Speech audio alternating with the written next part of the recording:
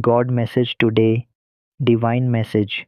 Welcome back, radiant soul, to Sanctuary of Awakening, your sacred refuge for divine whispers, prophetic vision, and truth bathed in holy fire. If this is your first visit, know this: you didn't stumble here by accident. You were drawn, pulled by the Spirit, called by the voice that knows you deeper than your own breath. Go ahead, seal your connection to this space by subscribing and activating your spiritual alert system. The King has a word for you, and it will be released in fire, in glory, and in clarity. You won't want to miss a single revelation He pours into this place.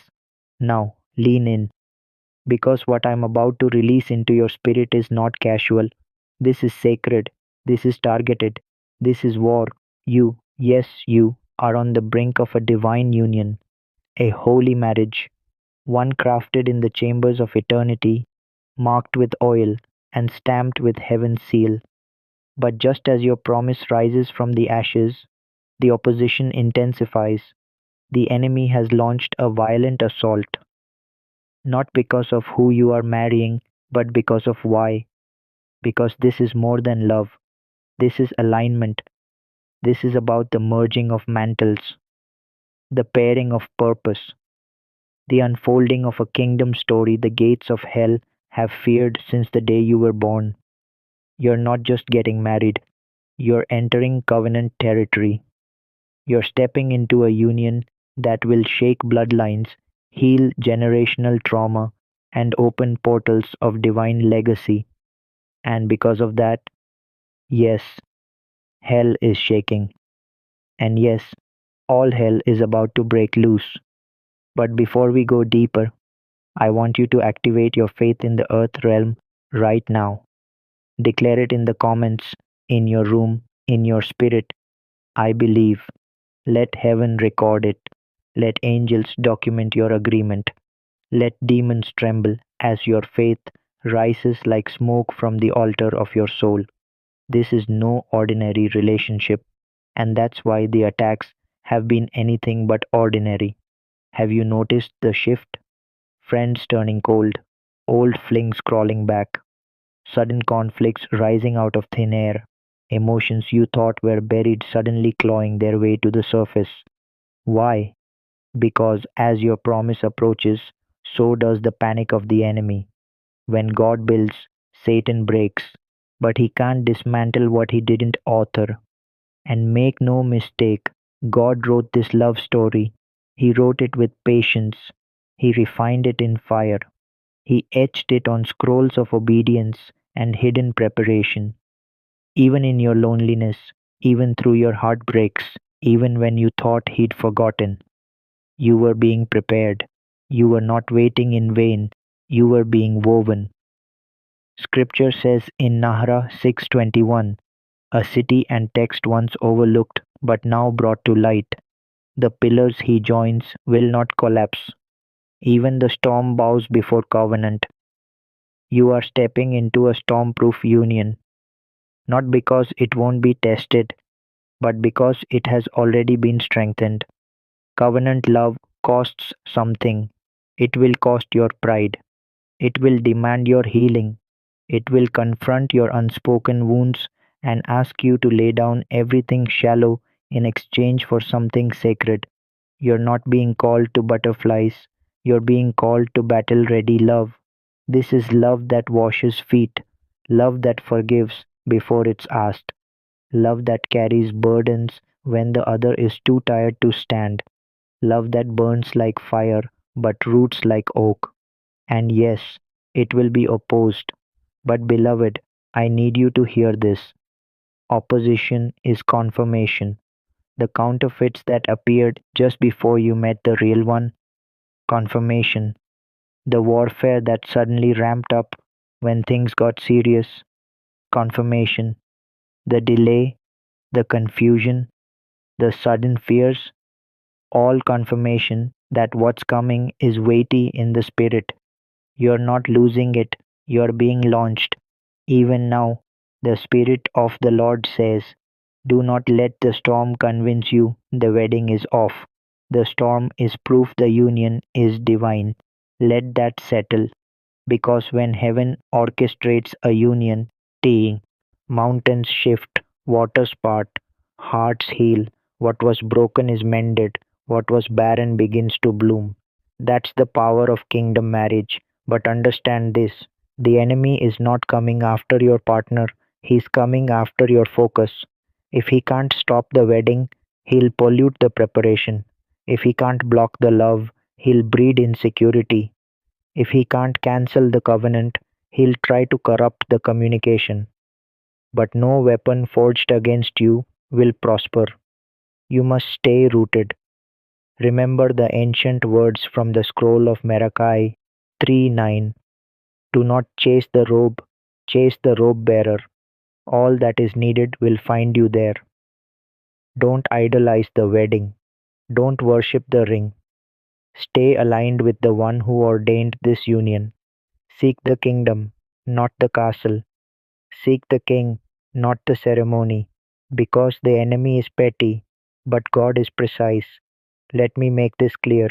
You are not just getting a spouse, you are receiving evidence. Evidence that your faith wasn't fantasy, that your wilderness wasn't wasted, that your tears didn't drown your destiny. God is giving you proof that He remembers every promise. And yes, right before the breakthrough, chaos might come knocking. An argument out of nowhere, a strange text from your past, a delay in the planning, an unexplained tension. But stay alert, stay sober. As the book of Sola 2:14 whispers, the lions rage loudest at the scent of purpose. So roar back with faith, pray, fast, speak the word over your partner, over yourself, over your future. Call those things that are not as though they were. Bind every lie, break every generational curse, build your altar, burn your idols, let the Spirit lead. Because this marriage isn't just about you, it's about the nations inside you, the generations behind you, the revival that will come through your unity. Your marriage will be a lighthouse, a fortress, a scroll, and though all hell may rise against it, heaven stands behind it. God is not just writing a love story, He is revealing His glory through it. So when the storm comes, and it will, don't cower, don't question, don't retreat, rejoice. Because you're not under attack because you're failing, you're under attack because you're fulfilling. You are walking into your answered prayer, and the heavens declare, it is time. Welcome, radiant soul, to the wellspring sanctuary, your sacred refuge of divine truth, heavenly alignment, and spiritual awakening. If this is your first time stepping into this atmosphere, we welcome you with open arms. You're not here by accident. El Shaddai has summoned you into this moment because there's a word from eternity with your name on it. Make sure to light the beacon, subscribe, and turn on notifications. Why? Because destiny is about to locate you. Now, still your spirit and listen. You are on the threshold of a divine covenant, not just a relationship, not a fleeting romance, but a holy fusion designed before time itself. And yet, just as this blessing nears, a tempest brews. That's right. As glory approaches, so does opposition. You're not just falling in love, you're falling into alignment. You're about to marry into a mission, not just a man or a woman. The enemy knows this. That's why the warfare has intensified. That's why you've been under emotional siege. But let this truth settle in your marrow. Hell only reacts when heaven releases something powerful. Before we go deeper, if your spirit bears witness, drop a declaration in the river below. I receive this covenant. Speak it with fire. Let the angels of Seraphon bear record of your faith. This union is going to shift regions. Your covenant will mend ancestral wounds. Your marriage will reflect the mercy of Elohim in such purity that it will draw down revival. And that's what terrifies the darkness. That's why old soul ties suddenly resurface, misunderstandings spiral from silence, your dreams feel under siege, familiar spirits whisper lies of disqualification, friendships beggy, and to dissolve without explanation. But hear this, it's not falling apart, it's falling into formation. In the city of Kedarit, where prophetic rivers flow, there was once a woman named Seela. Her prayers echoed for years through stone walls and desert winds. She asked for love. God answered with a mission. He didn't just send a man, he sent a mantle. And with that mantle came the storm. The moment she and her promised one, alien, aligned in faith, spiritual warfare broke loose like a flood. Why? Because the union was never just about Selah, it was about generations unborn. Let me speak directly to your weary heart. The attack is not a sign that the connection is wrong, it's confirmation that it's holy. Proverbs 31:11 doesn't just speak of a virtuous woman, it speaks of trust, the kind of trust your partner will have in you as you war together, rise together, love through the fire together. This covenant will cost you your comfort, your past cycles, your self sabotage, your fantasy of perfection. But what you gain is divine alignment. El Adonai has been preparing you in solitude. Your nights of intercession were never wasted. He's been forming the architecture of this love in secret places. Isaiah 62:4 says, "You will no longer be called forsaken." Why? Because heaven has issued a decree over you. Your season of divine union has come.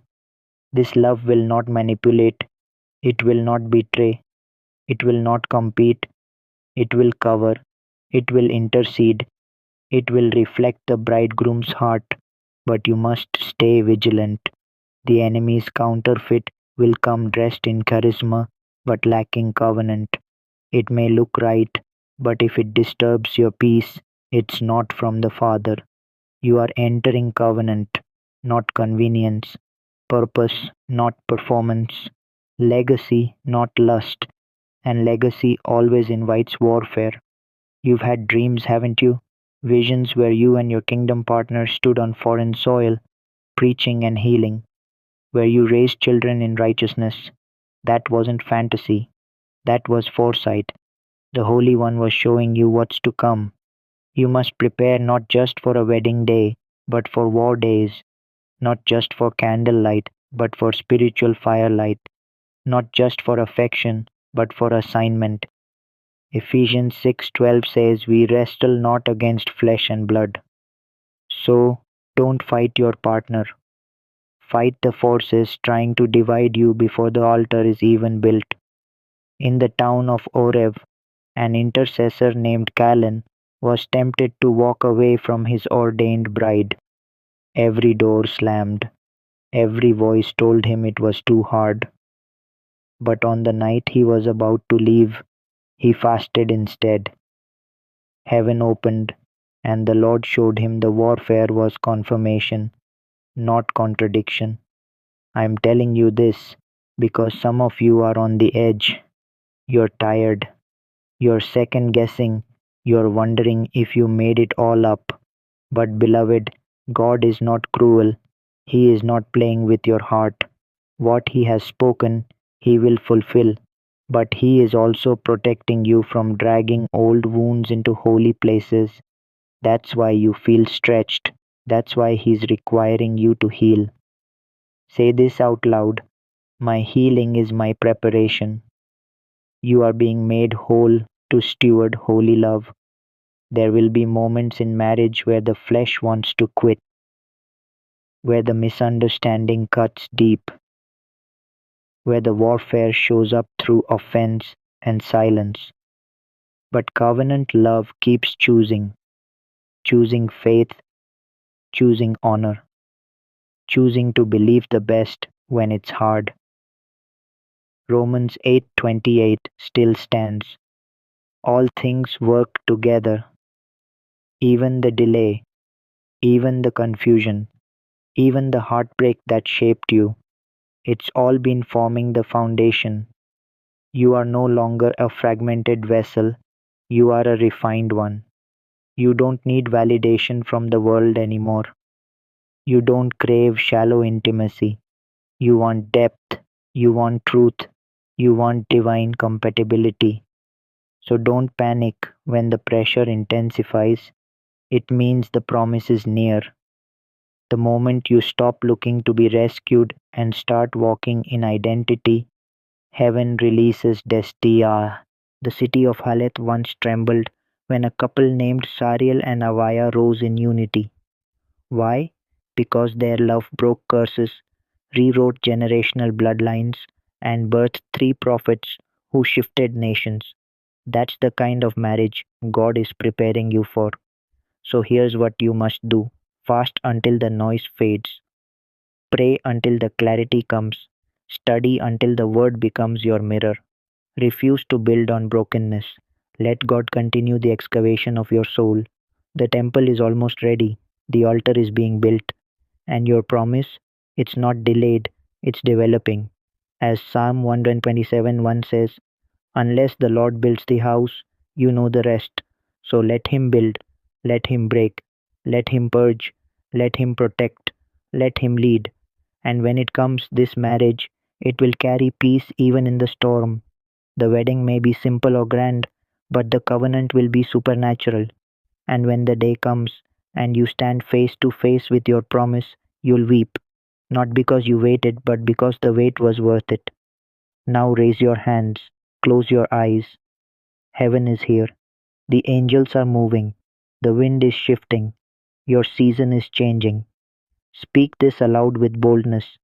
I am ready for divine covenant. I am healed, whole, and chosen. No weapon formed against this marriage will prosper. I trust the timing. I trust the tension. I trust the builder. If this word pierced your spirit, let it be known. Comment, blessed and ready. Share it with someone whose spirit needs revival. And never forget this: you are not late, you are not overlooked, you are becoming. And what's coming is holy. Stay ready, stay rooted. The heavens are preparing the union that will echo in eternity. God bless you. Type yes if you believe in God. Type 1 and 11 if you believe in God. Dai Kayendai.